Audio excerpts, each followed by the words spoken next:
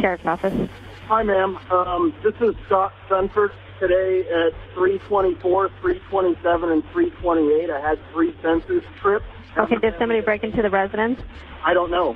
I've been out of town, and I haven't been able to get a hold of the wife. Just got home, and the board that I have over my back door has been broken. So somebody has forced their way in again, and I still haven't heard back from my wife. I need an officer here now. This is a call from a terrified husband reporting a break-in at his home. But what began as a desperate plea quickly spiraled into one of the most shocking murder cases in recent history. Why not go in the house and check things out and make sure she's okay? Because I was afraid. As investigators dug deeper, they unraveled a web of hidden motives and unexpected suspects, truths no one could have anticipated. On April 7, 2013, after receiving Scott's call, officers arrived at the Stanford home, their body cams recording every step. Approaching the house, they noticed the shattered back door, a clear sign that an intruder had forced their way inside. Carefully, they entered the house. The room seemed undisturbed, yet there was one unsettling detail: the absence of Desiree. As they moved towards the master bedroom, the officers reached for the light switch. What they saw next was horrific. The room was spattered with blood, and shell casings littered the floor. To the left lay the lifeless body of 30-year-old Desiree Sunford. I entered the house, and I remember walking down the hallway, and the first room to my left, and there were bullet casings on the floor. To the left, I could see the body of Desiree Sunford. Whoever shot her wanted her dead. She'd been shot 9 times, but it was the close-range bullet to her head that ended her life. In a chilling detail, her body position suggested that she'd tried to crawl away from her attacker before succumbing. But when detectives met with Scott, Desiree's husband, in the driveway, something seemed off about his reaction. After telling him that they believed the body in the house was his wife, Scott simply replied with a cold expression. He showed no signs of shock or grief. The detectives, puzzled by his response, immediately began to suspect that Scott might know more about the tragedy than he was letting on. When questioned, Scott theorized that a burglar had broken in, and Desiree must have interrupted the intruder, leading to her murder. However, this theory didn't sit right with the detectives. Desiree's car was still in the garage, and all valuables inside the house remained untouched. Scott was soon brought in for interrogation. Instead of discussing his wife's murder, he seemed more interested in talking about his guns and his time in the military. Detectives found it odd that Scott showed no curiosity about who might have killed his wife, nor did he ask any questions related to the case. Stranger still, when the police first arrived at the scene, they'd found Scott standing outside, armed with a gun, pointing it at the house. Rather than entering to check on his wife, he had waited in the driveway. When detectives pressed him on why he hadn't entered the house, Scott replied, "I was afraid." Why not go in the house and check things out and make sure she's okay? Because I was afraid. One investigator couldn't hide his frustration. "Scott, you're a veteran with combat experience. You've faced situations most people would never imagine. If anyone would go charging in to protect his wife, it should be you." Scott struggled to offer a convincing explanation, his responses raising further suspicions. To the detectives, Scott's actions just didn't add up. Given his military background, it seemed strange that he would simply sit back and wait for them to arrive rather than taking matters into his own hands. They couldn't understand why he hadn't entered the house with his gun to check on his wife if he was truly concerned for her safety. Phone records showed that Desiree was killed between 10:30 p.m. and 3:30 a.m. that night. Her last call had been to her mother at 10:30 p.m., and the alarm went off at 3:20 a.m. With this timeline, the investigators shifted their focus to Scott's whereabouts that night. Scott claimed he had been attending his aunt's funeral in the Tri-Cities area. However, he didn't rush back home after receiving the alarm notifications. Instead, he waited until morning before heading back, which struck investigators as strange behavior for a concerned husband. As detectives continued probing Scott's alibi, he revealed an unexpected detail. He had stayed overnight with a friend, Paige, whom he described as a mutual friend. When asked about their relationship, Scott hesitated and didn't give a sound explanation. No, I actually stayed with a friend. What's the friend's name? Oh, her name's Paige. She's a mutual friend. Just a platonic friendship, or do you have a sexual relationship with Paige? You know, I shouldn't go there because it's kind of rude, but, well, Des didn't want me to say anything to anybody. And honestly, we didn't even do anything. I was out on the couch anyways, because it's kind of one of those things where as long as we're going to do anything, we need to make sure we all are fine with doing anything. But as detectives dug deeper, it became apparent that Scott's connection with Paige was far more complicated. Paige was soon brought in for questioning, and her version of events painted a shocking picture.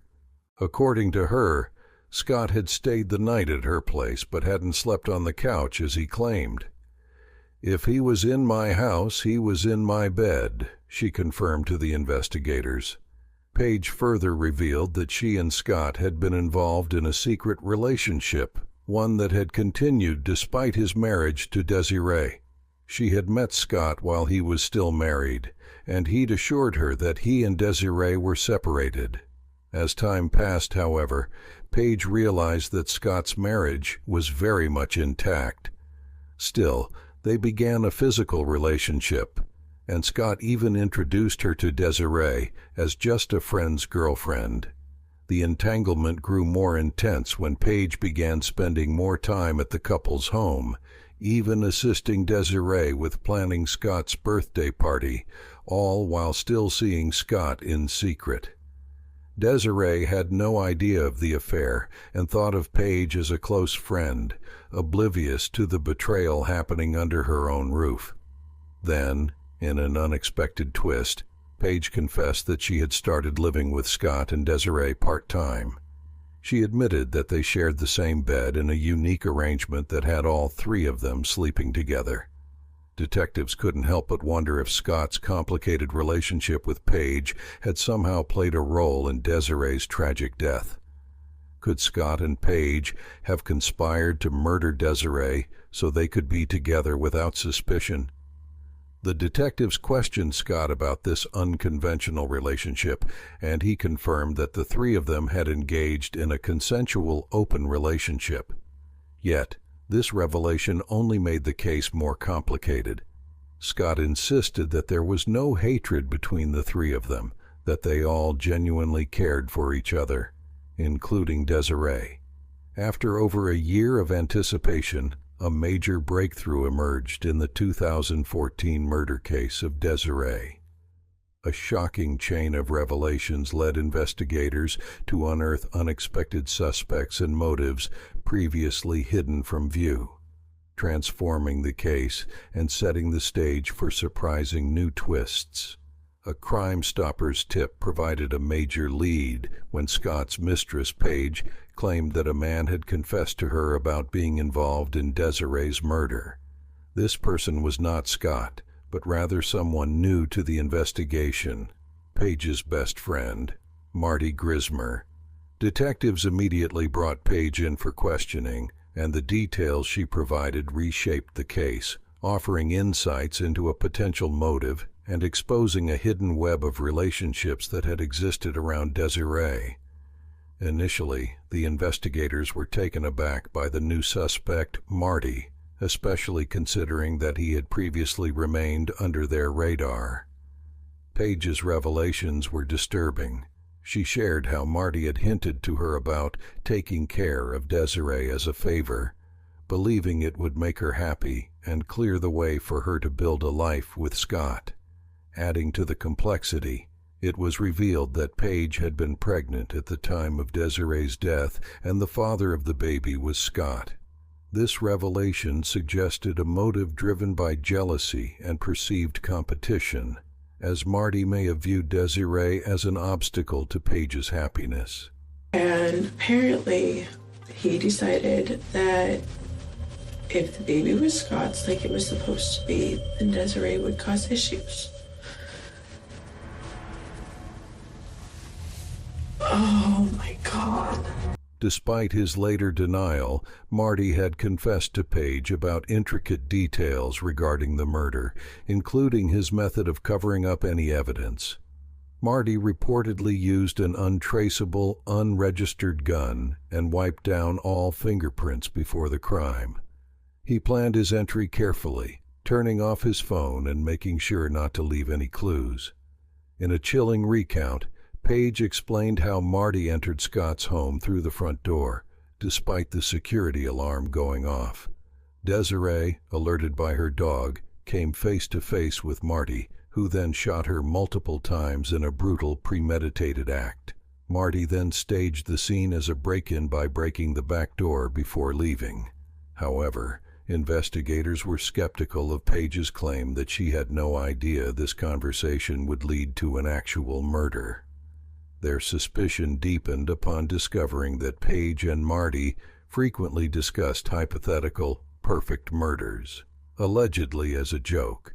The nature of their conversations seemed to border on obsession, and detectives found it hard to believe that Paige could not see the potential consequences of these disturbing talks. This discovery shifted her role from a witness to a potential accomplice, casting doubt on her narrative of innocence. To substantiate her claims, investigators equipped Paige with a wire, hoping she would elicit a confession from Marty. The plan backfired as Marty denied any involvement during their conversation, instead expressing concerns about loose evidence. When the confrontation yielded no new information, Paige attempted to salvage the investigation by revealing the possible location of the items Marty had taken from the crime scene. Paige's credibility was further called into question when Marty's workplace later uncovered gun parts, jewelry, and a laptop, all items that had been reported missing from the Sanford home. Ballistic testing on the gun parts confirmed that they matched the bullets found at the crime scene, providing investigators with concrete evidence against Marty. During Marty's interrogation, he remained resolute in his innocence, even when faced with mounting evidence. He argued that Paige was setting him up, claiming he loved and admired her, but had never committed the murder. Investigators, however, were skeptical of his defense, as Marty's DNA was found on shoes that matched the size and brand of those worn by the killer at the crime scene. This shoe print became the smoking gun that tied him to the crime, resulting in his being charged with first-degree murder. Marty's conviction seemed to bring closure to Desiree's murder case, but as the investigation continued, unanswered questions and unsettling revelations lingered. Paige's pregnancy, initially believed to involve Scott, turned out to be fathered by one of her former partners. This deception raised suspicions about Paige's motivations and her relationship with Marty, leading many to speculate that she may have manipulated him into committing the murder. Another factor adding to the complexity was Desiree's discomfort with the closeness between Scott and Paige, which contradicted Paige's earlier claim that they were all in an open relationship. Text messages from Desiree revealed that she had never approved of the arrangement, challenging Paige's story and fueling speculation that she and Marty might have conspired to remove Desiree from the equation. In one message, Desiree admitted feeling uncomfortable with Paige and Scott's comfort level, while Paige's responses suggested she had considered the idea of being with Scott, but refrained because he was married. With the release of these text messages, detectives questioned Paige's account and her honesty about her relationship with Desiree and Scott. The discrepancy between her claims and the text messages suggested a potential motive rooted in jealousy and possessiveness. Paige denied involvement, but by then, investigators had enough evidence to prosecute Marty, leaving Paige and Scott out of the courtroom due to insufficient proof linking them directly to the murder. Although Marty was convicted and sentenced to 15 years in prison, many in the community believed the full truth had yet to emerge. Paige's evasive responses and her inconsistent statements kept the case from achieving full resolution, leading Desiree's mother, Connie, to express doubts about the real motive behind the murder. Connie suspected Scott and Paige might have been complicit by providing Marty with the information he needed to target Desiree that night. To add fuel to the speculation, explosive messages hinted at deeper tensions within the love triangle, where Paige's jealousy and resentment might have influenced Marty's actions.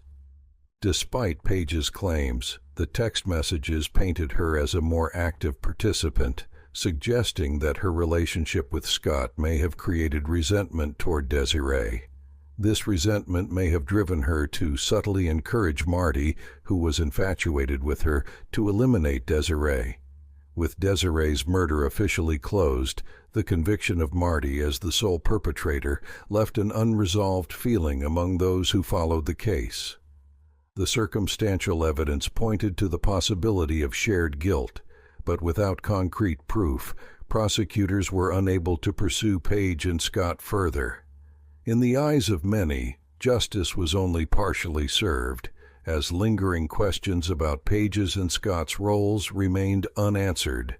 The tragic end of Desiree's life and the revelation of betrayals within her inner circle shocked the community and highlighted the complexities of love, jealousy, and manipulation. While Marty's imprisonment marked an official conclusion, the community's sense of closure was incomplete, leaving Desiree's loved ones to grapple with the lingering mysteries surrounding her death. That's it for today. Thank you for watching our exploration of the Desiree Sunford case. If you found this story compelling, please subscribe and like this video. Your support helps us continue bringing you more in-depth coverage of intriguing true crime stories.